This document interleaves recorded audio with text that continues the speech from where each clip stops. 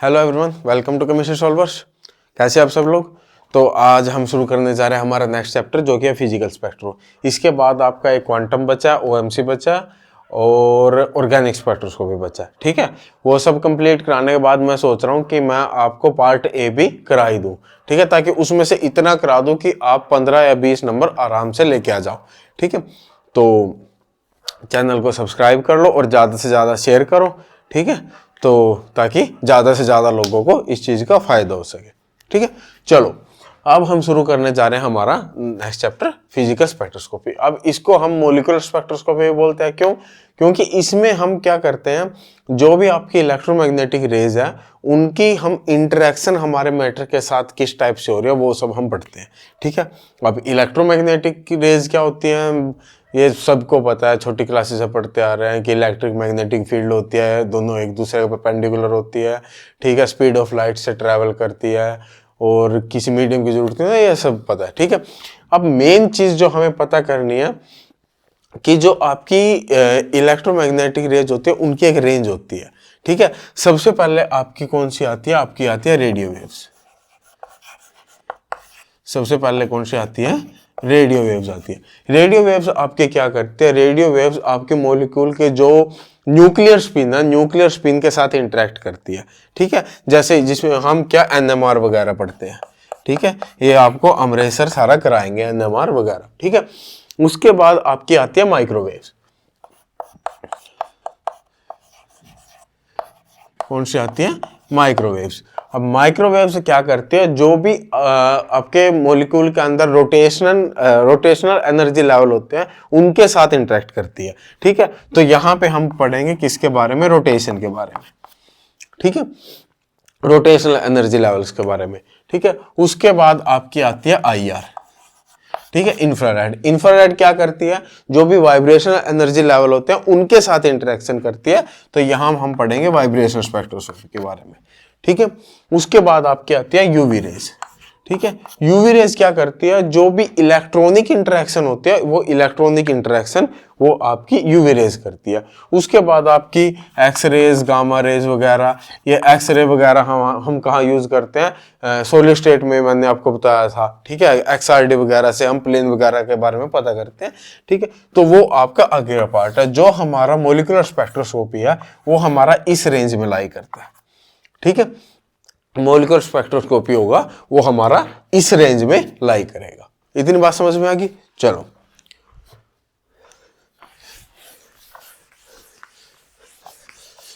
अब जो इसमें आपका स्पेक्ट्र आता है वो स्पेक्ट्र आपका दो तरीके से आता है। दो टाइप के स्पेक्ट्र हम पढ़ते हैं, एक आपका वो एब्जॉर्प्शन स्पेक्ट्रा, एक आपका एमिशन स्पेक्ट्रा। एब्जॉर्प्शन स्पेक्ट्रा कैसे आता है, एक आता है एब्जॉर्प्शन और दूसरा होता है एमिशन।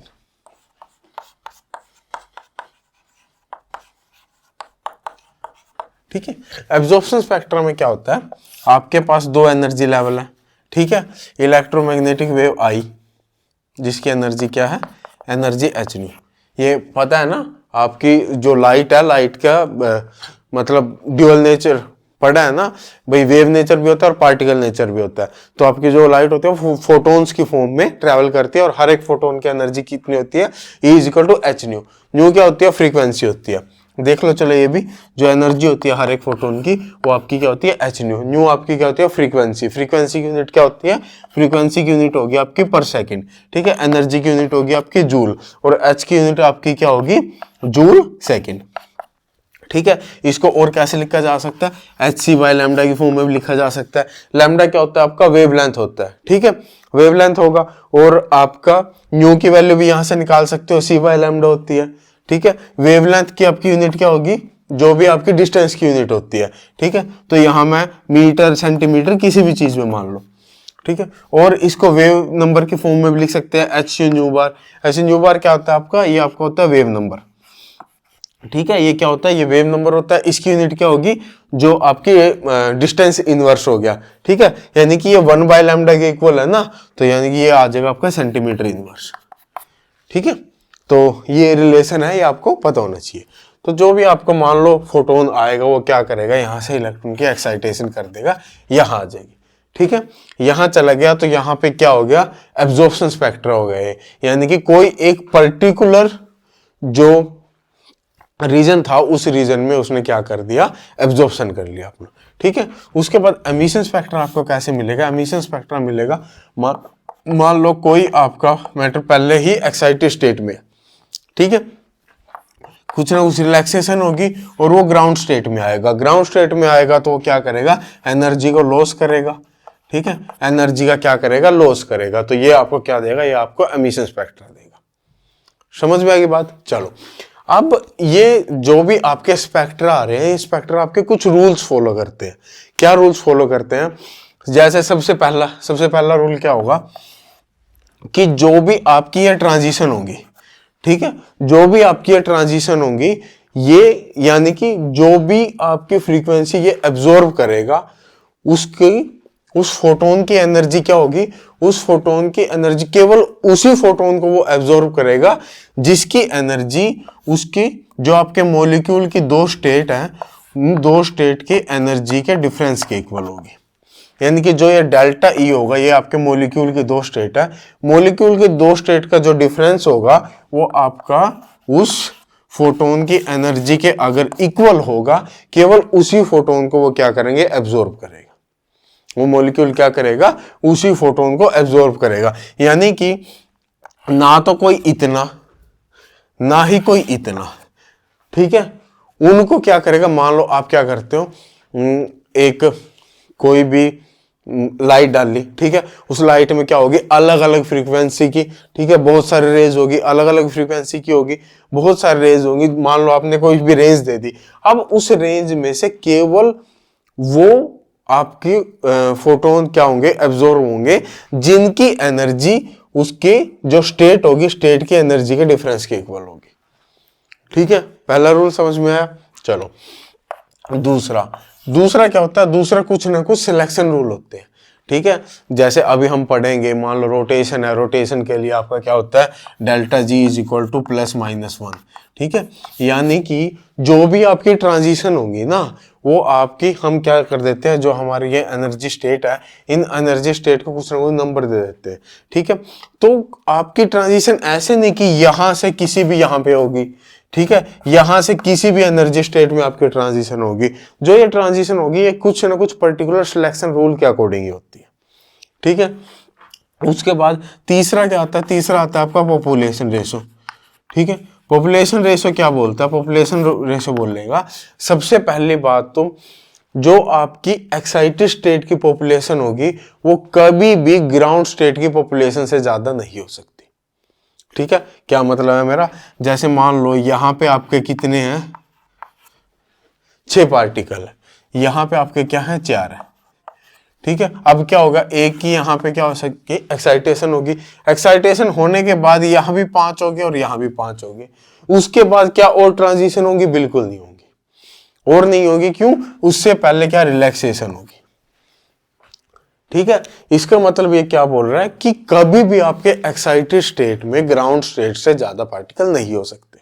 ठीक है, और पॉपुलेशन रेशो क्या होती है, मैंने आपको स्टैटिस्टिकल थर्मोमीटर कराया था भाई, किसी भी स्टेट में कितने नंबर ऑफ पार्टिकल है, उसके लिए आपका फॉर्मूला था Ni is equal to GI into e⁻⁻ei/kT। ठीक है, ये आपका क्या था, ये फॉर्मूला था ना, किसी भी स्टेट में नंबर ऑफ पार्टिकल निकालने के लिए।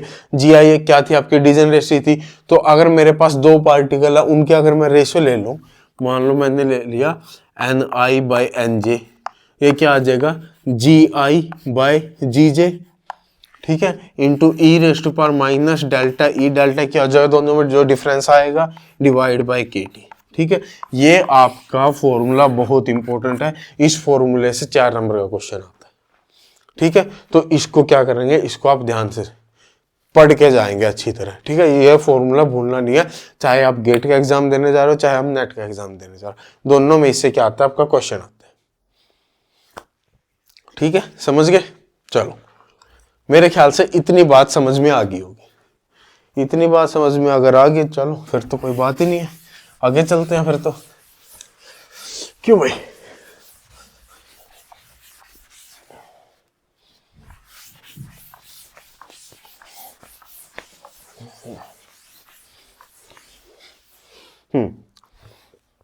इसके बाद देखते हैं अब मैंने अभी आपको क्वांटम कराया नहीं, वैसे मैं क्वांटम में कराऊंगा ये सब। अब हमारा जो मॉलिक्यूल होता है उसके अंदर अलग अलग टाइप के मोशन होते हैं, ठीक है, और हर एक मोशन के लिए अलग अलग टाइप की एनर्जी आती है। जैसे कि हमारे पास ट्रांसलेशन मोशन हो गया,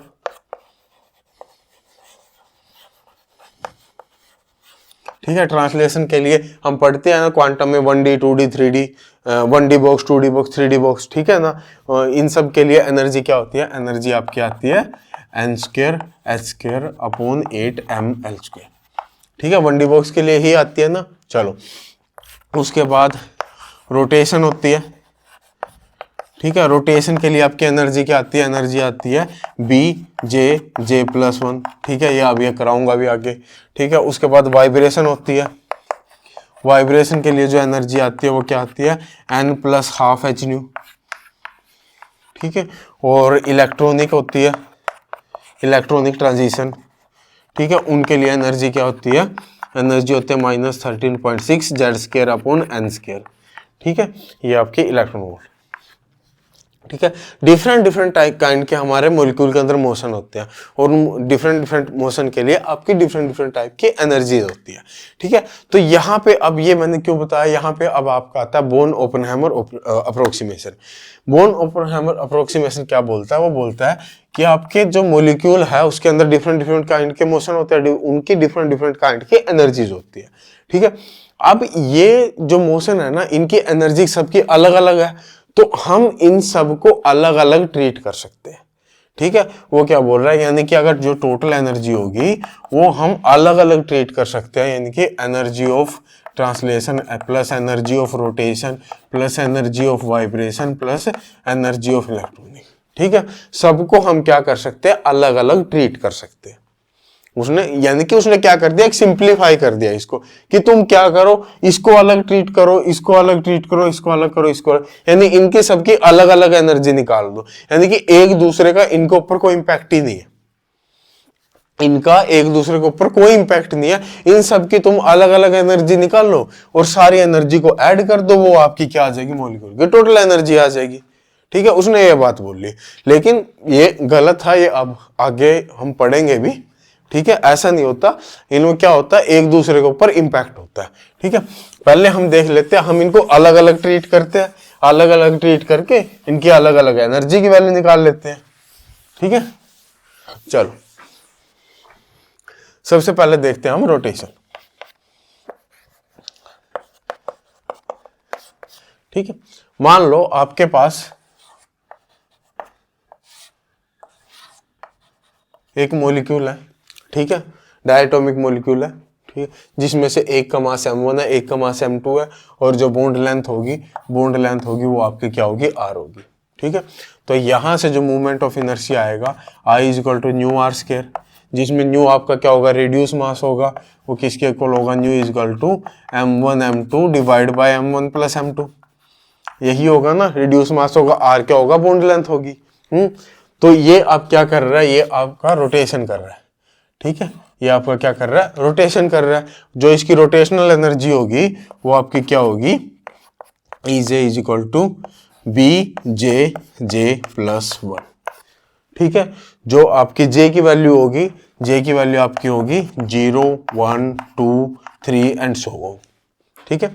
और जो B होगा, B किसके इक्वल होगा, B = h² अपॉन 8π²I, ठीक है। ये इसकी वैल्यू किस में होगी, जूल में होगी, और सेंटीमीटर इनवर्स में अगर मैं निकालूं तो B की वैल्यू क्या होगी, h² अपॉन 8π²IC, ठीक है, h² अपॉन 8π²IC। तो ये आपकी क्या होगी, ये इसकी एनर्जी होगी, और ये आपकी होगी क्या, B की वैल्यू होगी, ठीक है। अगर मैं एनर्जी लेवल डायग्राम इसका देखूं तो हाँ, इसकी डीजेनरेसी भी लिख लो, जो डीजेनरेसी होगी वो क्या होगी, 2J+1 होगी, डीजेनरेसी 2J+1 होगी। और अगर मैं एनर्जी लेवल डायग्राम अगर मैं देखना चाहूं तो J = 1 के लिए, J = 0 के लिए, J अगर मैं 0 पुट कर दूं यहाँ पे तो क्या आएगा, एनर्जी क्या आएगी, 0 आएगी, तो ये आ गया आपका 0। उसके बाद J इज इक्वल टू अगर 1 हो तो एनर्जी क्या आएगी, J मैं 1 पुट करूं तो एनर्जी आएगी आपकी 2B। ठीक है, J इज इक्वल टू 2 तो एनर्जी आ जाएगी आपकी 4B। ठीक है, J इज इक्वल टू 3 तो एनर्जी कितनी आ जाएगी, 3 पुट करोगे तो 4 3 12, 2 3, ये 6B आएगा ना, वही तो 2B 6B। उसके बाद 3 पुट करोगे तो 4 3 12, 12B। ठीक है, J is equal to 4 put करोगे तो 20B। ठीक है, ऐसे ऐसे इसका जो एनर्जी और डायग्राम आ जाएगा। तो इसमें सिलेक्शन रूल क्या होता है, जो आपका सिलेक्शन रूल होगा, सिलेक्शन रूल इसके लिए होता है delta G is equal two plus minus 1, delta J is equal two plus minus 1, यानी कि इसके अंदर जो भी ट्रांजिशन होगी वो केवल delta J is equal two plus minus 1 में होगी, यानी 0 से 1 हो सकती है।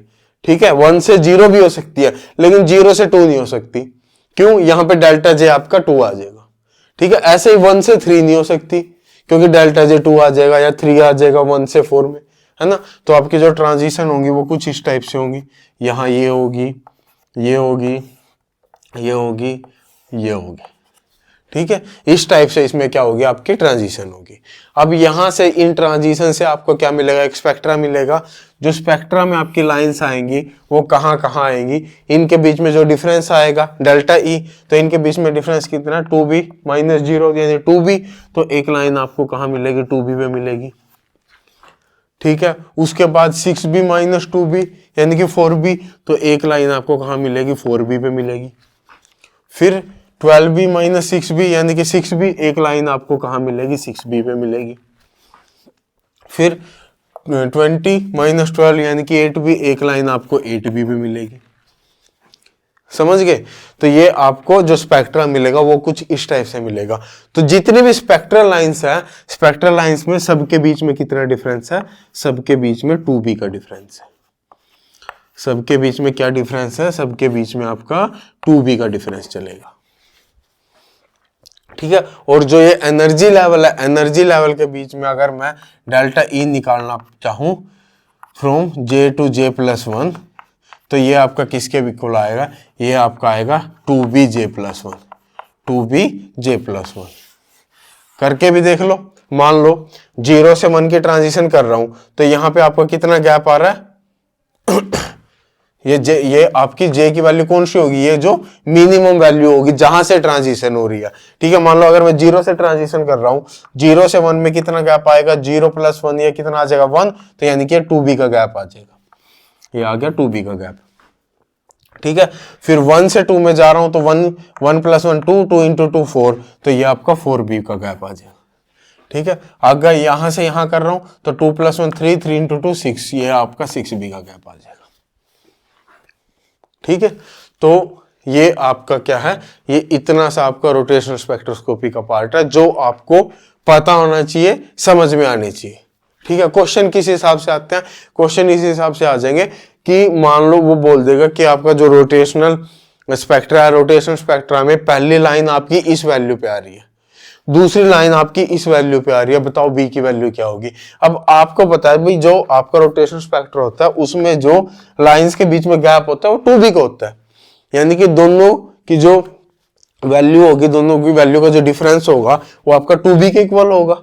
2B के इक्वल होगा ना, वहां से आप B की वैल्यू आसानी से निकाल सकते हो। अब B की वैल्यू क्या करते हैं, जनरली जो आपको वैल्यू स्पेक्ट्रा में आपको लाइन दी जाती है वो सेंटीमीटर इनवर्स में ही दी जाती है, तो आपको यहाँ पे यही वैल्यू, ये आपकी किस में है, सेंटीमीटर इनवर्स में। ठीक है, ज्यादातर आपको यही यूज करनी है। ठीक है, समझ में आ गई बात। उसके बाद यहां से आपसे वो एक और क्वेश्चन पूछ सकता है, क्या पूछ सकता है, वो बोल देगा कि पहली लाइन आपकी x पे आ रही है, दूसरी लाइन आपकी y पे आ रही है। ठीक है, वहां से आप समझ जाओगे कि दोनों के बीच का जो डिफरेंस होगा वो 2B के इक्वल होगा, वहां से B की वैल्यू निकाल लोगे आप। ठीक है, लेकिन उसने पूछ लिया कि बताओ आपके जो मॉलिक्यूल है उसकी बॉन्ड लेंथ किसके इक्वल है। ठीक है। बॉन्ड लेंथ निकालने को बोल दिया। अब बॉन्ड लेंथ कैसे निकलेगी, मैंने आपको बताया था ये आर बॉन्ड लेंथ है और ये आपके किस में आई में आ रही है, न्यू आर स्क्वायर, और आई आपका कहाँ बी में आ रहा है। यहाँ direct value nu R square लिखो और यहाँ से बी की वैल्यू से क्या कर दो, आर की वैल्यू निकाल दो। ठीक है, आर की वैल्यू यहां से आप बॉन्ड लेंथ इजीली निकाल सकते हो। ठीक है, एक इसमें एक और आपका क्या होता है, आइसोटोपिक इफेक्ट भी होता है। आइसोटोपिक इफेक्ट क्या बोलता है,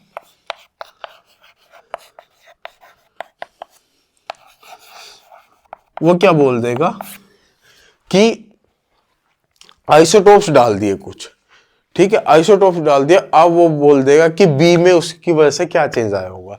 जैसे मान लो यहां से अगर मैं देखूं B inversely proportional to I है, यानी कि मैं बोल सकता हूं B inversely proportional to nu R square. ठीक है, अब आइसोटोपिक इफेक्ट्स की वजह से बॉन्ड लेंथ में आपका कोई ज्यादा चेंज नहीं आता, तो आर आपका कांस्टेंट हुआ, तो b inversely proportional to nu आ गया। तो मेरे पास अगर दो न्यू की वैल्यू है, ठीक है, न्यू की वैल्यू तो डायरेक्टली आप यहां से निकाल सकते हो ना आइसोटोपिक इफेक्ट में। ठीक है, दो न्यू की वैल्यू है तो क्या मेरा यहां से एक रिलेशन नहीं बन जाएगा, b1 by b2 is equal to न्यू2 बाई न्यू1। ठीक है, b1 by b2 is equal to न्यू2 बाई न्यू1। समझ गए बात। तो यहां से आप जो भी आपका बी में चेंज हो रहा है वो भी आप आसानी से निकाल सकते हो। ठीक है, तो यहाँ पे आपको रिजिड रोटर में इतना ही पढ़ना था। ठीक है, रिजिड रोटर भी बोल देते हैं इसको। अब मेन बात आती है नॉन रिजिड रोटर की। ठीक है, ये तो आपका क्या है, ये तो आपका मान लो आइडियल केस हो गया। ठीक है, अब रियल में क्या होगा, रियल में जब भी आपकी यहाँ पे रोटेशन हो रही होगी तो सेंट्रीफ्यूगल फोर्स आएगी। सेंट्रीफ्यूगल फोर्स क्या करेगी, मान लो अगर आपके पास करके देख लेना, एक स्ट्रिंग लो, दो बॉल्स अटैच कर लो उसके साथ, ठीक है, और उसके बाद फिर उसको घुमाओ। जैसे उसको घुमाओगे वो क्या करेगा, वो स्ट्रेच होगा बाहर की तरफ। ठीक है, वो बाहर की तरफ अगर वो स्ट्रेच होगा, इसका मतलब क्या हो रहा है, जब भी ये रोटेशन हो रही है, रोटेशन के कारण आपकी क्या हो रहा है, बॉन्ड लेंथ में डिफरेंस आ रहा है। ठीक है, बॉन्ड लेंथ में कुछ ना कुछ चेंज आ रहा है। अगर बॉन्ड लेंथ में चेंज आ रहा है यानी कि आई में चेंज आ रहा है, आई में चेंज आ रहा है, इसका मतलब बी में चेंज आ रहा है। लेकिन यहां पे तो हमने क्या लिया था कि बी तो आपका हर टाइम क्या हो रहा है, कांस्टेंट रह रहा है। ठीक है, जैसे जैसे आप हायर एनर्जी लेवल में जा रहे हो तो क्या रहा है, बी तो आपका कांस्टेंट है, लेकिन रियल में क्या होता है, बी में आपका कुछ ना कुछ चेंज आता है। तो यानी कि अगर बी में चेंज आएगा तो जाहिर सी बात है एनर्जी में चेंज आएगा। ठीक है, बी में चेंज आएगा तो एनर्जी में भी चेंज आएगा। तो एनर्जी में आपका क्या, जैसे ही हायर एनर्जी लेवल की तरफ जाओगे एनर्जी में कुछ ना कुछ आपका चेंज आता है। तो उसके लिए जो आपका नॉन रिजिड रोटर होता है, नॉन रिजिड रोटर के लिए ये मिटा देता हूं,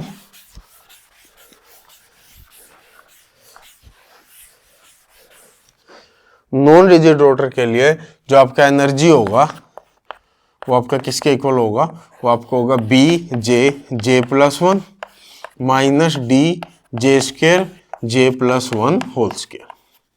ठीक है, जो डिफरेंस आता है वो एनर्जी आती है वो आपकी इसके इक्वल आती है। ठीक है, और यहाँ पे जो आपका डेल्टा ई आएगा, डेल्टा ई यानी कि जे से जे प्लस वन की अगर मैं ट्रांजिशन करूँ तो ये आपका किसके इक्वल आएगा, 2b जे प्लस वन माइनस 4d जे प्लस वन होल क्यूब। ठीक है, जो आपका डेल्टा ई आएगा वो डेल्टा ई आपका इसके इक्वल आएगा। ठीक है, नॉन रिजिड रोटर में आपको इतनी सी बात ध्यान रखनी थी। हाँ, इसके अलावा एक और चीज आपके पास आ सकती है।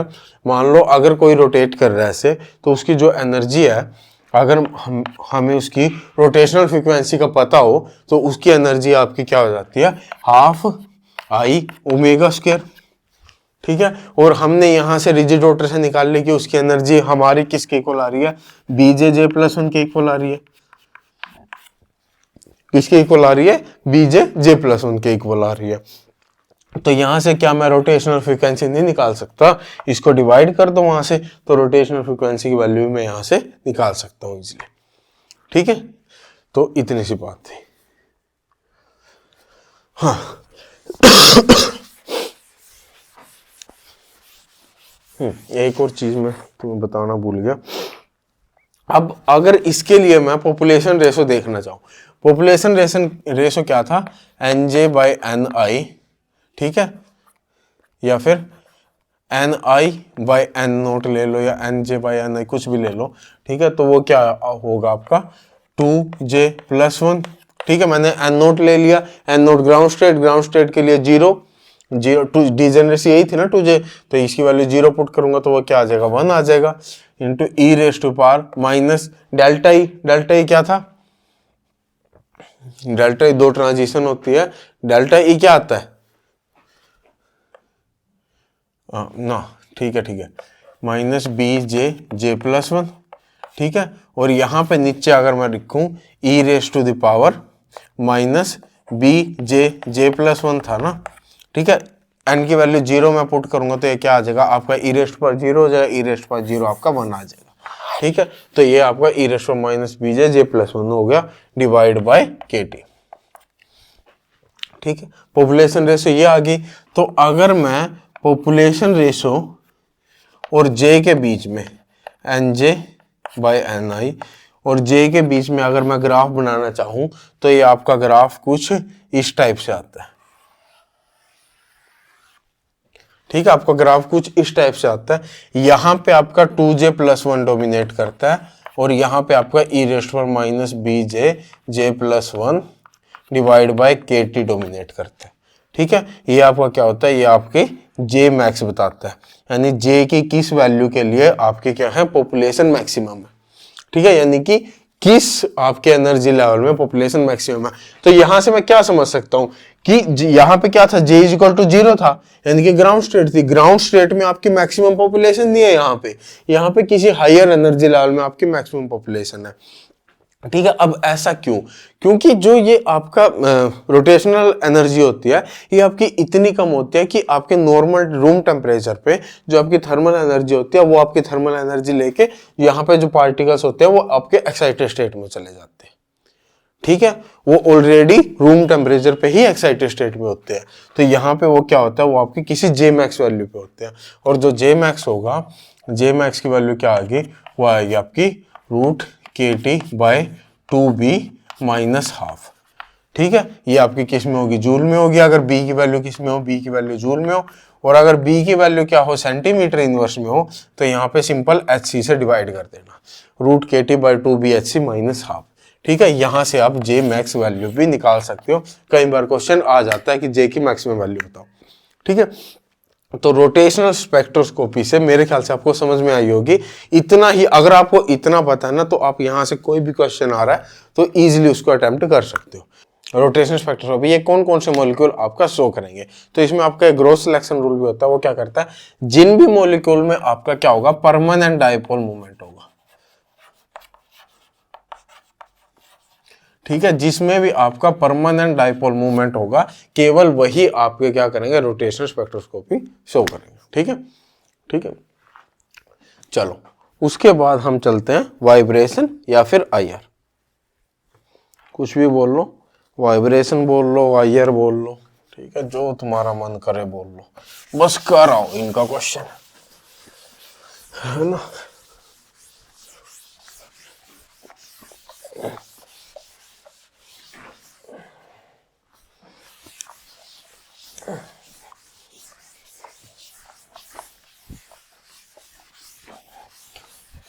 ठीक है, तब आती है आपकी, इसके बाद आती है वाइब्रेशन स्पेक्ट्रोस्कोपी या फिर सिंपल हार्मोनिक ऑसिलेशन।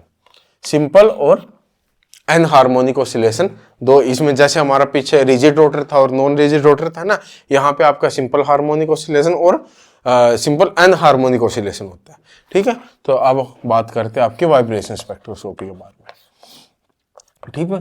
तो यहाँ पे हम कंसीडर करते हैं सिंपल हार्मोनिक ऑसिलेशन, यानी कि हम क्या करते हैं कि जो आपका एक बॉन्ड होता है वो आपका किस टाइप के होता है, एक स्ट्रिंग की तरह होता है, ठीक है। जो बॉन्ड होगा वो स्ट्रिंग की तरह होगा, ठीक है। अब स्ट्रिंग होगा तो उसका कुछ फोर्स कांस्टेंट होगा, F = -kx होगा, ठीक है। और इसकी जो फ्रीक्वेंसी होगी वो क्या होगी, 1/2π √k/ν, ठीक है, 1/2π √k/ν। और जो न्यू बार होगा वो क्या होगा, ये आपकी किस में होगी, सेकंड इनवर्स में होगी, 1/2πc √k/ν, ये आपके किस में होगी, सेंटीमीटर इनवर्स में होगी, ठीक है, अब सेम सिमिलर पहले की तरह जैसे हमने बी में आइसोटोपिक इफेक्ट देखा था, तो हमारा आइसोटोपिक इफेक्ट यहाँ भी आ सकता है। ठीक है, तो ये क्या आ रहा है, nu inversely proportional to nu या न्यू बार दोनों इनवर्सली प्रोपोर्शनल टू आपके क्या आ रहे हैं, 1/रूट। ठीक है, तो यहां से मेरा आइसोटोपिक इफेक्ट आ सकता है, तो ν1/ν2 is equal to ν2/ν1 raise to the power 1/2। ठीक है, तो ये आपका क्या हो जाएगा, आइसोटोपिक इफेक्ट हो जाएगा। ठीक है, और मैं अगर एनर्जी की बात करूं तो एनर्जी क्या होती है, एनर्जी होती है आपकी n+12 hν। ठीक है, n+12 hν जो कि आपकी किस में होती है, जूल में होती है। मैं इसको n+12 सेंटीमीटर इनवर्स में भी चेंज कर सकता हूं, तो ये hν/hc आ जाएगा, जो कि आपका किस में होगा, सेंटीमीटर इनवर्स में, यानी कि ये आपका किसके इक्वल होगा, n+12 ओमेगा ई सेंटीमीटर इनवर्स। ठीक है, और यहां से आपकी जो n की वैल्यू होगी, n की वैल्यू आपकी कहाँ जाएगी, 0, 1, 2, 3 एंड सो ऑन। समझ गए। और उसके बाद जो आपके ग्राउंड स्टेट एनर्जी होगी, जिसको यहाँ पे क्या बोला जाता है, 0 पॉइंट एनर्जी बोला जाता है, यानी n की वैल्यू 0 पुट करो, वो आपकी किसके इक्वल होगी, ओमेगा ई/2 सेंटीमीटर इनवर्स। ये आपकी किसके इक्वल होगी, 0 पॉइंट एनर्जी होगी। ठीक है, तो यहाँ पे आपका क्या होगा, जो ग्राउंड स्टेट होगी n इज इक्वल टू किसके लिए, n इज इक्वल टू 0 के लिए, वो आपका क्या होगा, ओमेगा ई/2। ठीक है, उसके बाद n इज इक्वल टू अगर मैं 1 पुट करूं, n मैं 1 पुट करूंगा तो कितना आ जाएगा, 3/2। ये आ जाएगा आपका 3 ओमेगा ई/2। उसके बाद नेक्स्ट कितना आएगा, n इज इक्वल टू 2 के लिए 5 ओमेगा ई/2। नेक्स्ट आपका n इज इक्वल टू 3 के लिए 7 ओमेगा ई/2। ठीक है, इस टाइप से आपका यह होगा। ठीक है, और अगर मैं पॉपुलेशन रेशो की बात करूं यहाँ पे, तो जो आपकी पॉपुलेशन रेशो n और पॉपुलेशन रेशो के बीच में अगर मैं ग्राफ बनाना चाहूँ, पहले आपका ग्राफ कुछ इस टाइप से आया था, लेकिन अब की बार आपका ग्राफ इस टाइप से आता है। ठीक है, इस टाइप से ग्राफ आएगा, इसका मतलब क्या बोल रहा है कि आपकी जो मैक्सिमम पॉपुलेशन है वो किस में है, मैक्सिमम पॉपुलेशन आपकी ग्राउंड स्टेट में ही है।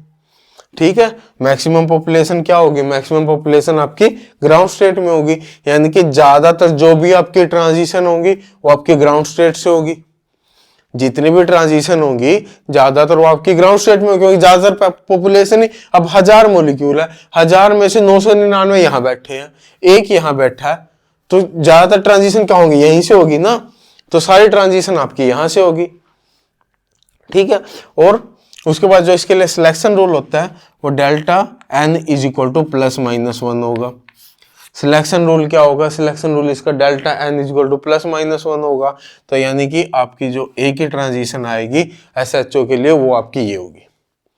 ठीक है, एक ही ट्रांजिशन होगी वो आपकी ये होगी, जिसको हम न्यू नोट भी बोल देते हैं, वो आपकी ओमेगा, इन दोनों का डिफरेंस कितना आएगा, 3 ओमेगा ई/2 माइनस ओमेगा ई/2। ठीक है, तो ये आपका ओमेगा नोट आएगा, यानी ओमेगा ई। ठीक है, तो ये आपका क्या आएगा, और इसको क्या बोलते हैं, इसको हम फंडामेंटल बैंड भी बोलते हैं, फंडामेंटल बैंड। ठीक है, तो ये आपका क्या होता है, ये आपका फंडामेंटल बैंड होता है। समझ गए। तो सिंपल SHO के लिए हमारी कहानी इतनी ही थी।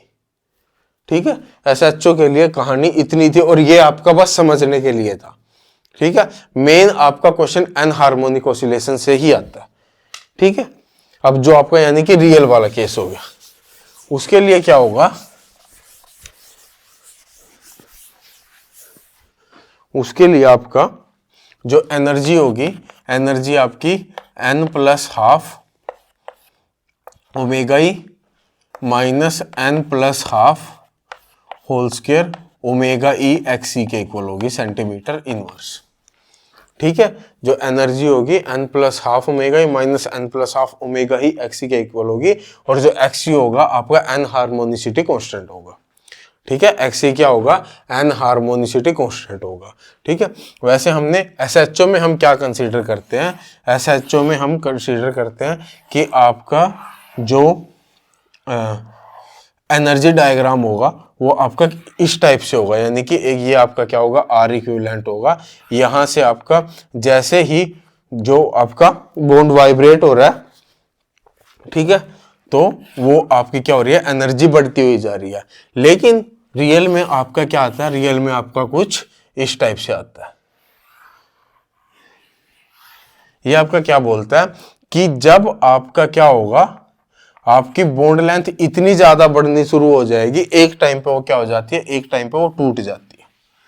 ठीक है, एक टाइम पे क्या हो जाती है, वो टूट जाती है। तो ये आपकी क्या देगी, ये आपकी डिसोसिएशन एनर्जी देगी। ठीक है, ये आपकी क्या देगी, डिसोसिएशन एनर्जी होंगी। यहाँ पे आपके क्या होंगे, वाइब्रेशन लेवल होंगे।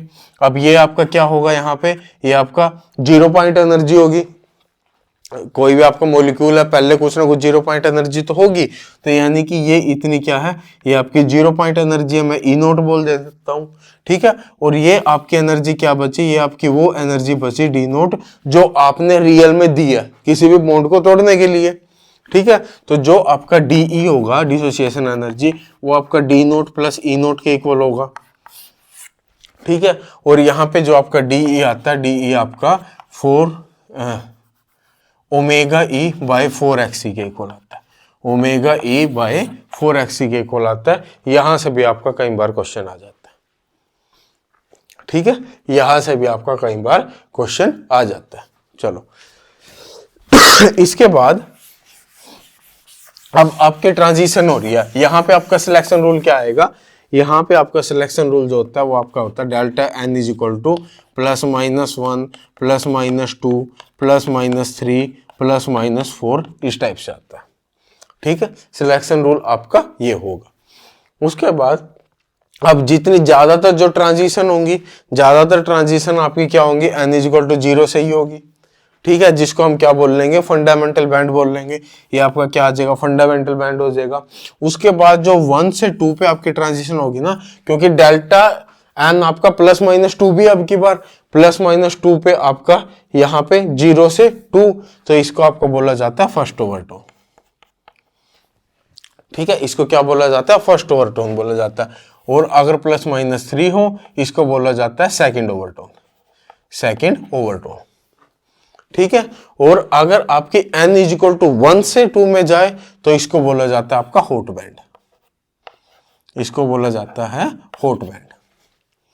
ठीक है, इनकी वैल्यू मैं आपको डायरेक्टली बता देता हूं। तो डेल्टा ई जो फंडामेंटल के लिए होता है वो आपका क्या होता है, ओमेगा ई माइनस 2 ओमेगा ई एक्सी, या फिर ओमेगा ई कॉमन ले लो 1 माइनस 2 एक्सी। ठीक है, और जो डेल्टा ई फर्स्ट ओवरटोन के लिए होगी वो आपकी क्या होगी, वो आपकी होगी 2 omega E into 1 minus 3 X E. ठीक है, जो डेल्टा ई सेकेंड ओवरटोन के लिए होगी वो आपकी क्या होगी, 3 omega E into 1 minus 4 X E. ठीक है, और जो डेल्टा ई आपकी हॉट बैंड के लिए होगी वो आपकी क्या होगी, omega E into 1 minus 4 X E. ठीक है, तो ये आपका यहाँ पे जो था काफी इंपॉर्टेंट पार्ट है। ठीक है, कैसे क्वेश्चन आपका इस टाइप से आ जाएगा कि जो आपका हॉट बैंड आ रहा है, हॉट बैंड आपका इस फ्रीक्वेंसी पे आ रहा है। ठीक है, ये सब आपके किस में है, ये सारे के सारे सेंटीमीटर इनवर्स में। ठीक है, वो आपको क्या बोल देगा, वो आपको बोल देगा कि जो आपका क्या बोलते हैं, हॉट बैंड आ रहा है, हॉट बैंड आपका इस फ्रीक्वेंसी पे आ रहा है। ठीक है, और वो बोल देगा आपका जो भी ये ओमेगा ई की वैल्यू आपको दे देगा। ठीक है, फंडामेंटल बैंड बोल देगा, या फिर एसएचओ के लिए ये आपका डब्ल्यू ई के इक्वल होता है ना। तो जो आपका सिंपल हार्मोनिक ऑसिलेशन है उसका जो फंडामेंटल बैंड आ रहा है वो इस फ्रीक्वेंसी पे आ रहा है, यानी कि वो आपके ओमेगा ई की वैल्यू दी हुई है। ठीक है, तो यहां से वो आपसे पूछ लेगा भाई एन हार्मोनिसिटी कांस्टेंट की वैल्यू बताओ। तो एन हार्मोनिसिटी कांस्टेंट की वैल्यू आराम से आप एक्सी की वैल्यू बता सकते हो, या फिर वो आपको क्या बोल देगा, एक्सी की वैल्यू दे देगा। ठीक है, हॉट बैंड की आपकी पीक दे देगा कि इतने पे आ रही है, तो वहां से आपको फंडामेंटल पूछ लेगा कितने पे आएगी। तो जाहिर सी बात है यहाँ से आप एक्सी की वैल्यू निकाल लोगे, एक्सी की वैल्यू यहाँ पुट करके एक्सी आपको दे ही रखा है तो आप फंडामेंटल बैंड निकाल लोगे। कि वो किस फ्रीक्वेंसी पे आएगा। ठीक है, ये वेव नंबर पे एक ही बात है, तो वो समझ जाना। ठीक है, तो इतनी बात आपको यहां से ध्यान रखनी थी। ठीक है, तो ये आपका वाइब्रेशन हुआ। हाँ, और एक यहाँ पे आपका ग्रोस सिलेक्शन रूल है, वही कौन कौन आपका वाइब्रेशन स्पेक्ट्रोस्कोपी शो करेगा, वो वही जो भी आपके होमोडायटोमिक मॉलिक्यूल को छोड़ के, जैसे आपका N2 हो गया, O2 हो गया, ठीक है, जो भी आपके होमोडायटोमिक मॉलिक्यूल है उनको छोड़ के बाकी सारे के सारे आपके यहाँ IR एक्टिव होंगे। ठीक है, जितने भी आपके मॉलिक्यूल होंगे सभी आपके IR एक्टिव होंगे। ठीक है, चलो ये हो गया। इसके बाद नेक्स्ट चलते हैं break down in Born Oppenheimer approximation. ठीक है, अब ब्रेक डाउन तो होना ही था ना, क्यों हमारा तो बच्चा बच्चा बता दे भाई, देखो रोटेशन वाइब्रेशन इन सबको आप अलग अलग ट्रीट नहीं कर सकते, है ना, बता ही दोगे, तुम तो समझदार हो। चलो अब क्या हुआ था, ब्रेक डाउन हुआ। ब्रेक डाउन कैसे हुआ, अब जब एक रोटेशन होती है ना, एक रोटेशन में अराउंड 10⁻³ टाइम एक मॉलिक्यूल क्या करता है, वाइब्रेट कर देता है। ठीक है, अब मॉलिक्यूल वाइब्रेट करेगा तो बॉन्ड लेंथ में चेंज आएगा, बॉन्ड लेंथ में चेंज आएगा तो इसका मतलब बी की वैल्यू में चेंज आएगा और वहां से एनर्जी में चेंज आएगा। इसका मतलब क्या है, हम इसको अलग अलग ट्रीट नहीं कर सकते। ठीक है, तो हमें इसको साथ लेके चलना पड़ेगा। ठीक है, तो अब हम पढ़ते हैं, ये बस ब्रेक डाउन मेरे को आपको बताना था। ठीक है, अब हम पढ़ लेते हैं। अभी तक तो हम इनको अलग अलग ही ट्रीट कर रहे हैं, बस एक ब्रेक डाउन मेरे को आपको बताना था। ठीक है, अब हम पढ़ते हैं रोटेशन वाइब्रेशन स्पेक्ट्रोस्कोपी। ठीक है, हाँ, और उसमें ब्रेक डाउन में एक चीज और लिख लो कि जो बी की वैल्यू में चेंज आएगा, तो जो बी की वैल्यू में चेंज आएगा B is equal to BC minus alpha U plus half या फिर N प्लस हाफ। ठीक है, उसमें जो आपका चेंज आएगा वो आपका क्या आएगा, इतना आएगा। ठीक है, अल्फा आपका कांस्टेंट है, N आपका जो वाइब्रेशन में आपका वाइब्रेशन कांस्टेंट होता है, उस कांस्टेंट की वैल्यू है, तो N की वैल्यू हम जितनी बढ़ाते जाएंगे, वाइब्रेशन एनर्जी लेवल जितना बढ़ता जाएगा, B में आपका उतना ही चेंज आता जाएगा। ठीक है, तो ये आपका क्या था, अप्रोक्सीमेशन में ब्रेक डाउन था। ठीक है, अब हम एक बार रोटेशन वाइब्रेशन को कंप्लीट कर देते हैं। रोटेशन वाइब्रेशन स्पेक्ट्रोस्कोपी में अब क्या हुआ, हम इनको क्या करते हैं, रोटेशन एनर्जी लेवल ले लेंगे और वाइब्रेशन ले लेंगे। ठीक है, तो जो यहाँ पे टोटल एनर्जी आई वो क्या आई आपकी, ई रोटेशन प्लस ई वाइब्रेशन। ठीक है, यही आई ना। रोटेशन की एनर्जी हमारी क्या थी, J+1। ठीक है, minus DJ² J+1 whole square. ठीक है, यही थी ना। अब जो ये होता है डी होता है, डी की वैल्यू बहुत ज्यादा कम होती है, डी की वैल्यू बहुत ज्यादा कम होती है, तो हम इसे क्या कर सकते हैं, इसे नेगलेक्ट कर सकते हैं। आगे वाली जितनी वैल्यू होगी हम उनको क्या कर देंगे, नेगलेक्ट कर देंगे। ठीक है, प्लस वाइब्रेशन, वाइब्रेशन क्या होता है, N plus half omega e. ठीक है, minus N plus half whole square omega e XC। ठीक है, तो ये आएगी जो आपकी टोटल एनर्जी आएगी वो आपके कुछ इस टाइप से आएगी। ठीक है, अब यहाँ पे सिलेक्शन रूल क्या होगा, सिलेक्शन रूल आपका डेल्टा जे क्या होगा, डेल्टा जे आपको होगा +-1। ठीक है, डेल्टा जे +-1 और डेल्टा एन क्या होगा, डेल्टा एन होगा आपका +-1 होगा। ठीक है, आगे वाला हम नहीं लेंगे, क्यों नहीं लेंगे, क्योंकि हम यहाँ पे एक अप्रोक्सीमेशन मान के चल रहे हैं। ठीक है, कि जितनी भी आपकी ट्रांजिशन हो रही है ना, सारी आपकी कहां से हो रही है, इतना तो पता है ना कि दो वाइब्रेशन लेवल के बीच में बहुत सारे रोटेशन लेवल होते हैं। ठीक है, अगर आपके ये दो वाइब्रेशन लेवल हो तो उन दो वाइब्रेशन लेवल के बीच में बहुत सारे आपके रोटेशन लेवल होते हैं। ठीक है, तो अब हम क्या मान के चल रहे हैं कि सारी की सारी जो भी पॉपुलेशन है ना, सारी की सारी पॉपुलेशन आपकी कहाँ है, आपकी ग्राउंड स्टेट में ही है, मतलब वाइब्रेशन ग्राउंड स्टेट में है। ठीक है, अब उस वाइब्रेशन ग्राउंड स्टेट के अंदर बहुत सारे आपके क्या है, रोटेशन लेवल है। ठीक है, ऐसे ही जो फर्स्ट एक्साइटेड स्टेट है, ठीक है, ये आपका क्या है, N = 0 और इसके अंदर क्या है, ये आपके बहुत सारे J =0, J = 1, J = 2, J = 3, ये आपके क्या है, बहुत सारे रोटेशन लेवल है। ऐसे ही ये n इज इक्वल टू 1 है, वाइब्रेशन की फर्स्ट एक्साइटेशन, उसके अंदर क्या है, बहुत सारे आपके क्या है, रोटेशन लेवल है। ठीक है, ये मैंने मान लिया j dash is equal to 0, j dash is equal to 1, j dash is equal to 2, j dash is equal to 3, ऐसे चलते जाएंगे। ठीक है, तो जितनी ट्रांजिशन हो रही है आपकी n इज इक्वल टू 0 से n इज इक्वल टू 1 में ही हो रही है। ठीक है, जितनी ट्रांजिशन हो रही है वो आपकी n इज इक्वल टू 0 से n इज इक्वल टू 1 में हो रही है। ठीक है, यानी कि यहां से यहां ही ट्रांजिशन होगी।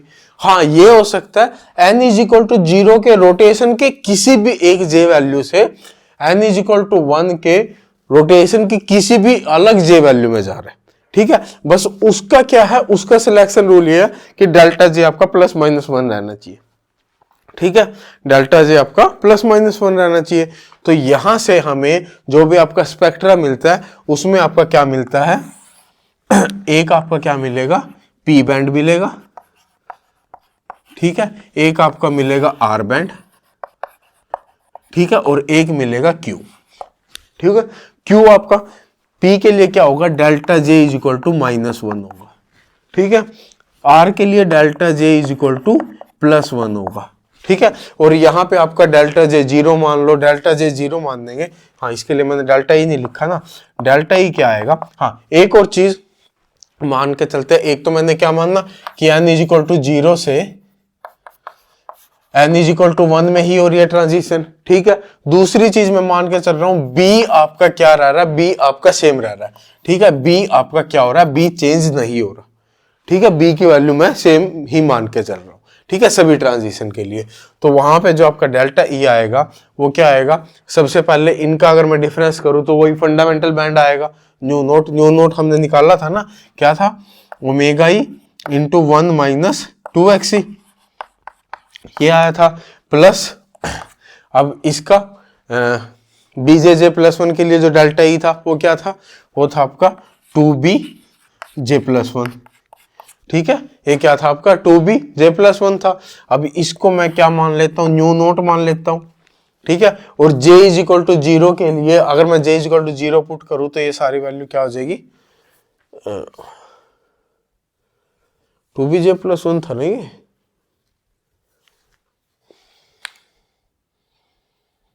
हाँ, डेल्टा ई डिफरेंस क्या था, डेल्टा ई डिफरेंस आपका हाँ 2BJ+1 था। ठीक है, डेल्टा ई डिफरेंस आपका 2BJ+1 था। तो J की वैल्यू जब 0 होती है यहां पे, तो यहां पे आपका क्या आता है, यहां पे आपको मैं इसको अगर न्यू नोट मान लूं फंडामेंटल बैंड, तो ये आपका किसके इक्वल होता है, यहां पे आपका न्यू नोट आता है। ठीक है, और J इज इक्वल टू 0 आपका सिलेक्शन रूल में है नहीं है, तो यहां पे आपको कुछ मिलेगा नहीं, केवल यहां पे आपको फंडामेंटल बैंड यहां आना चाहिए था। ठीक है, फंडामेंटल बैंड आपका यहां आना चाहिए था। ठीक है, इतनी बात होगी। उसके बाद अगर मैं P की बात करूं, P बैंड की बात करूं, तो उसके लिए जो डेल्टा ई होता है वो आपका क्या आएगा, न्यू नोट। ठीक है, माइनस 2BJ+1। ठीक है, और R बैंड की अगर मैं बात करूं, R के लिए जो आपका डेल्टा ई होगा वो होगा न्यू नोट प्लस 2BJ+1। ठीक है, यानी कि यहां पे जो वैल्यू होगी वो आपकी क्या होगी, न्यू नोट प्लस कुछ ना कुछ वैल्यू होगी। ठीक है, यहां पे आपका न्यू नोट है और यहां पे आपकी वैल्यू क्या होगी, न्यू नोट माइनस कुछ वैल्यू होगी। ठीक है, अब यहां पे क्या है, यहां पे 2BJ+1, J डबल क्या मानना है, J डबल मानना है n इज इक्वल टू 0 पे जितने भी रोटेशन लेवल है उनकी वैल्यू मैंने J से असाइन किया। ठीक है, और n इज इक्वल टू 1 पे जो भी लेवल है उनकी वैल्यू मैंने J से असाइन किया। ठीक है, अब नॉर्मली हमने पहले भी देखा था रोटेशन में, क्या देखा था कि रोटेशन में आपका क्या हो रहा था, जो डेल्टा ई डिफरेंस था वो 2BJ+1 था। ठीक है, और J की वैल्यू वो क्या रखते थे, J की वैल्यू वो लोअर वैल्यू रखते थे, जो जहां से ट्रांजिशन हो रही है, यानी कि यहां से अगर यहां जा रहा है तो यानी कि ये वाली वैल्यू रखते थे। तो हम यहां पे अगर आप प्लस साइन है, केवल याद करने का तरीका बता रहा हूं, यहां पे प्लस साइन है तो नॉर्मल J+1 लेंगे, यानी कि जहां से ट्रांजिशन हो रही है वही J' की वैल्यू लेंगे, J'। ठीक है, J की वैल्यू लेंगे। और अगर यहाँ पे माइनस आ गया तो यहाँ पे जो ट्रांजिशन हो रही है ना, जहां पे जा रहा है, अगर यहां जा रहा है ना तो अब की बार वो J' लेंगे। ठीक है, आपकी मर्जी है, कैसे मर्जी याद करो, मैंने इस तरह याद किया हुआ है। ठीक है, आर बैंड में सारा प्लस जा रहा है, तो मैं जो नॉर्मल वे में काम करता हूं, जहां से ट्रांजिशन होती है जे की वैल्यू वही लेता हूं, तो इसलिए जे डबल डैश ले लिया। ठीक है, यहां पे नेगेटिव आ गया, नेगेटिव हो गया तो कुछ उल्टा हो गया। उल्टा क्या हुआ, यानी कि ट्रांजिशन मैं नॉर्मली लेता था जहां से ट्रांजिशन हो रही थी, अब की बार मैं क्या लूंगा, जहां ट्रांजिशन जा रही है। ठीक है, यानी कि मैं जे डैश ले लूंगा। ठीक है, समझ में आई इतनी बात, एक बार देख लो ये। ठीक है, चलो अब यहां पे तो आपका कुछ वैल्यू आएगी, ये। ठीक है, ऐसे ही यहां पे भी आपकी कुछ स्पेक्ट्रल लाइंस आएंगी। ठीक है, अब यहां पे जो इसकी जे डैश की वैल्यू है, ये आपकी कहां से शुरू होती है, यहां से 1 से शुरू होती है, तो इसलिए ये आपका क्या होगा, P1, ये P2, ये P3, ये P4, ये P5। ठीक है, और R की वैल्यू यहां पे जे डैश की वैल्यू आपकी 0 से शुरू होगी, तो यानी कि इसको लेंगे R0, R1, R2, R3, R4, R5। ठीक है, ये R0 से शुरू होगा, ये P1 से शुरू होगा। ठीक है, अब डिफरेंस मेनली तो वही रोटेशन वाला डिफरेंस आ रहा था ना, तो रोटेशन स्पेक्ट्रम में क्या देखा था हमने। ठीक है, रोटेशन वाइब्रेशन क्या, जो हमने अभी रोटेशन वाइब्रेशन पढ़ लिया ना, उनको कंबाइन कर दो बस। हमने वहां देखा था सब में क्या था, 2b का डिफरेंस था, तो यहाँ भी क्या होगा, सब में 2b का डिफरेंस होगा, सारा 2b का डिफरेंस होगा, सब में 2b का डिफरेंस होगा। अब यहाँ पे तो कुछ आएगा नहीं, मैंने आपको बताया J = 0 के लिए तो होता नहीं है, तो यहाँ पे आपको वैसे फंडामेंटल बैंड आना चाहिए था, लेकिन यहाँ आएगा नहीं, यहाँ नहीं आएगा, तो इन दोनों के बीच में कितना डिफरेंस होगा, 4b का डिफरेंस होगा। ठीक है, इन दोनों के बीच में क्या होगा, P1 और R0 के बीच में 4b का डिफरेंस होगा। यहाँ पे आप ये 2b 2b 2b 2b 2b, ये सारे कितने होंगे, सब आपके 2b के इक्वल होंगे। ठीक है, तो ये आपका PQR बैंड की बात थी। ठीक है, उसके बाद P मैक्स और R मैक्स। ठीक है, यानी P की एक मैक्सिमम इंटेंसिटी होगी, R की एक कोई मैक्सिमम इंटेंसिटी होगी। ठीक है, तो ये R max minus P max. ठीक है, इसकी जो वैल्यू थी ये आपकी क्या थी, √8 kBt बाय hc के इक्वल है, √8 kBt बाय hc के इक्वल होती है। ठीक है, इसके बाद ये हो गया, चलो PQR रहने दो बस। अब देखते हैं रमन स्पेक्ट्रोस्कोपी।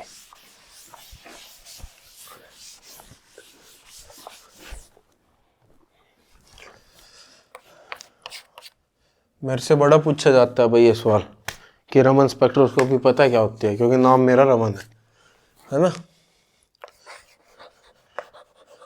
रमन स्पेक्ट्रोस्कोपी। ठीक है, अब रमन स्पेक्ट्रोस्कोपी मेनली क्या आपकी स्कैटरिंग पे बेस है। ठीक है, यहां पे आपको ध्यान क्या रखना है, यहां पे आपकी 3 टाइप से स्कैटरिंग हो सकती है। ठीक है, मान लो सबसे पहली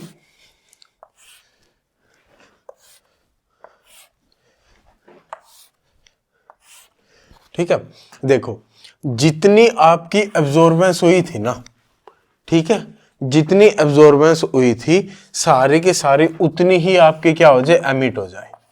ठीक है, यानी कि एच न्यू ही आई थी और जब एमिशन हुआ तो एच न्यू ही बाहर गई। ठीक है, तो ये आपकी क्या होती है, रेले स्कैटरिंग। ठीक है, रेले स्कैटरिंग। ठीक है, और अगर जितनी आपकी क्या हुई थी, मान लो एच न्यू आया था, एच न्यू एनर्जी आई थी। ठीक है, लेकिन जब एमिट हुई ना, एमिट बीच में किसी कोई लेवल आ गया। ठीक है, वहां पे आपकी क्या हुई, एमिशन हुई, तो यहां से आपके बार बाहर क्या जाएगा, एच न्यू डैश, और ये आपका क्या होगा, डेल्टा ई। तो यहां पे जो आपका एच न्यू होगा वो आपका किसके इक्वल होगा, या फिर एच न्यू डैश होगा वो एच न्यू माइनस डेल्टा ई के इक्वल होगा। ठीक है, और इसको बोलते हैं स्टोक्स, इसको क्या बोलते हैं, स्टोक्स। ठीक है, और बाय चांस किसी हायर एनर्जी लेवल पे आपका कोई पार्टिकल था, उसने आपके क्या की एब्जॉर्प्शन किया। ठीक है, लेकिन जो एमिट हुआ वो किसी लोअर एनर्जी लेवल पे गया, ठीक है, एमिशन के टाइम। तो यहाँ पे एच न्यू डैश आएगा। तो जो आपकी बार आपका एच न्यू डैश होगा, ये इतना क्या हुआ, ये डेल्टा ई हुआ। तो एच न्यू डैश आपका एच न्यू प्लस डेल्टा ई के इक्वल हुआ, ठीक है। तो कुछ कुछ यहाँ पे आपका प्लस था, यहाँ माइनस था, पी क्यू आर की तरह ही नहीं है। ये आपका क्या है, यहाँ पे H nu dash is equal to H nu के इक्वल हुआ, ठीक है। इसको बोलते हैं एंटी स्टोक्स, एंटी स्टोक्स, ठीक है। इसको क्या बोला जाता है, इसको बोला जाता है एंटी स्टोक्स। यहां पे आपका कुछ ना कुछ उससे कम होगा एनर्जी, ठीक है। यहां पे आपके ज्यादा होगी, यहां पे आपकी क्या होगी, इक्वल होगी, ठीक है। अब देखते हैं सबसे पहले रोटेशन रमन, ठीक है। रोटेशन रमन, रोटेशन रमन के लिए सबसे पहले जो आपका सिलेक्शन रूल होगा, सिलेक्शन रूल क्या होगा, delta J is equal two plus minus 2 के इक्वल।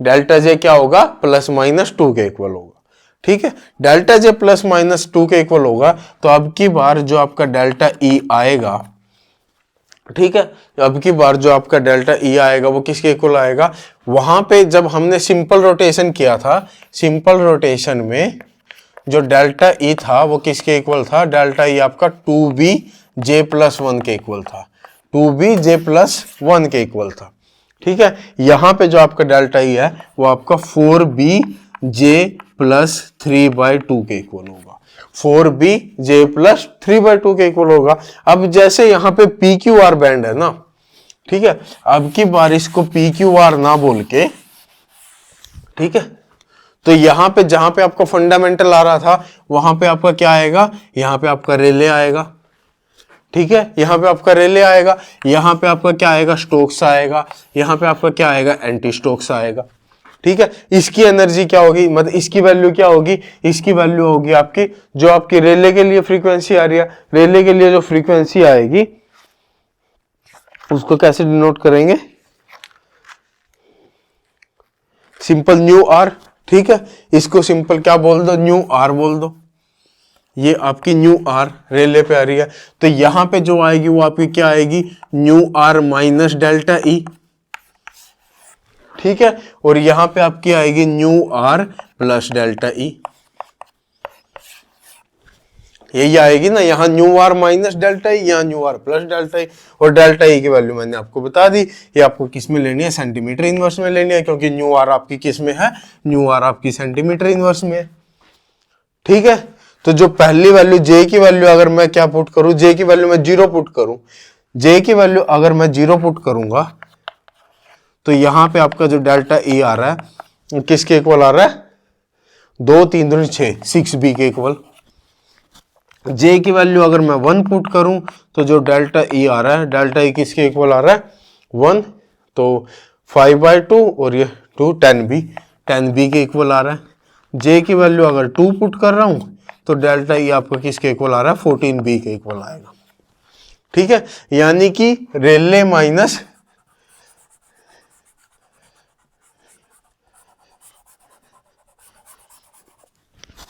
ठीक है, तो रेले माइनस यहां पे ये पहली लाइन जो आएगी आपकी वो कितने पे आएगी, ये आपका कितना डिफरेंस होगा, 6b का डिफरेंस होगा। कितना आया, 6b का डिफरेंस।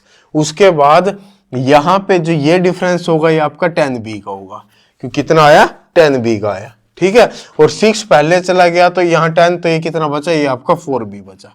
तो जो दो लाइन के बीच में आया कितना, यानी उसके आगे आप देखते जाओगे सभी के बीच में कितना, 4b का डिफरेंस आएगा, 4b का डिफरेंस आएगा, 4b का डिफरेंस आएगा, ठीक है। पहले सब में 2b था, अब की बार कितना, 4b चलेगा, ठीक है। बस जो पहली लाइन होगी रेले के बाद, जो पहली लाइन होगी उसमें बस 6b का आएगा, उसके बाद सब में कितना आएगा, 4b का आएगा।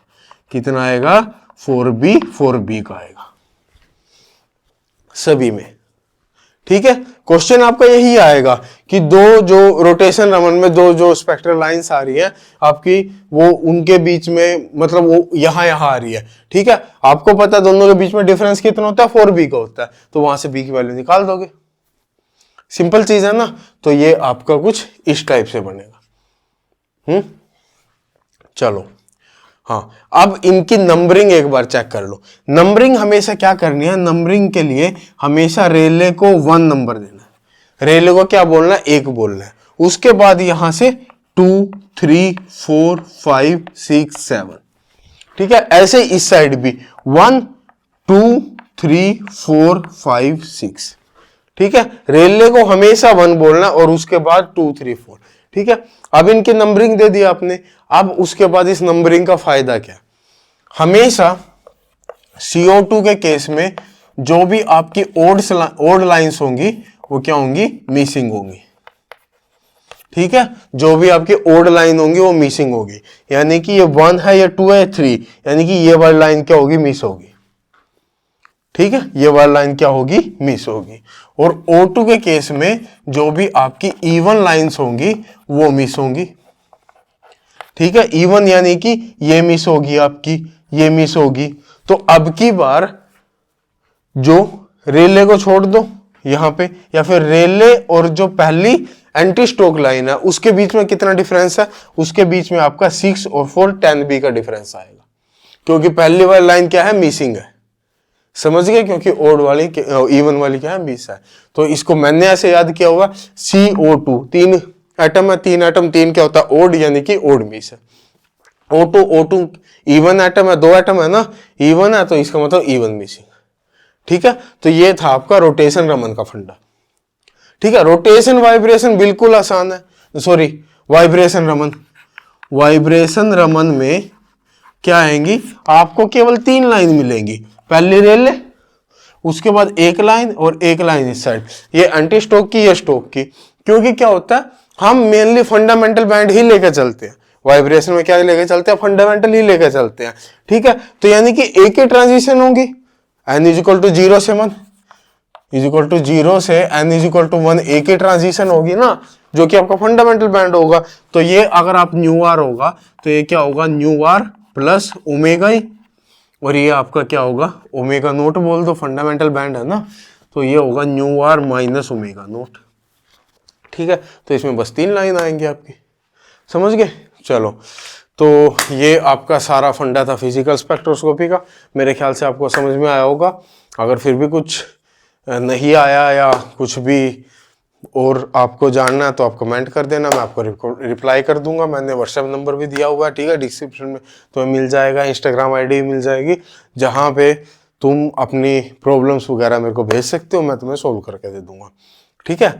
इसके अलावा बाकी चैनल को जितना हो सके शेयर करो, ठीक है, सब्सक्राइब कर लो, तो ताकि इस टाइप का कंटेंट तुम्हें और ज़्यादा मिलता रहे, ठीक है। Okay, bye.